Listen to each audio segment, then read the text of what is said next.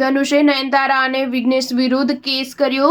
ધનુષ અને નયનતારા વચ્ચેનો વિવાદ પૂરો થવાના બદલે દિવસે ને દિવસે વધતો જ જાય છે। હવે ધનુષે નયનતારા અને વિઘ્નેશ વિરુદ્ધ કેસ કર્યો છે। વાત એમ બની છે કે હાલમાં જ નેટફ્લિક્સ પર નયનતારાની ડોક્યુમેન્ટરી આવી હતી, જેમાં ધનુષની એક ફિલ્મમાં 3 સેકન્ડની એક ક્લિપ દેખાડવામાં આવી હતી। ધનુષે નેટફ્લિક્સને આ ક્લિપ દૂર કરવાનું અલ્ટિમેટમ આપ્યું હતું, જેનાથી નયનતારા ભડકી ગઈ હતી। હવે બંનેના વિવાદને લઈને અપડેટ છે કે ધનુષે મદ્રાસ હાઈકોર્ટનો દરવાજો ખટખટાવ્યો છે અને નયનતારા તેમજ તેના ડિરેક્ટર પતિ વિઘ્નેશ શિવન પર કેસ ઠોકી દીધો છે। ધનુષની રાજા વંડરબાર ફિલ્મ્સ પ્રાઇવેટ લિમિટેડ, નયનતારા અને વિઘ્નેશ શિવન તેમની રાઉડી પિક્ચર્સ પ્રાઇવેટ લિમિટેડ અને અન્ય બેના વિરુદ્ધ મદ્રાસ હાઈકોર્ટમાં એક સિવિલ કેસ નોંધાવ્યો છે, જેમાં તેણે ડોક્યુમેન્ટરીમાં તેની ફિલ્મના દ્રશ્યોનું તેની મંજૂરી વગર ઉપયોગ કરવાનો આરોપ લગાવ્યો છે।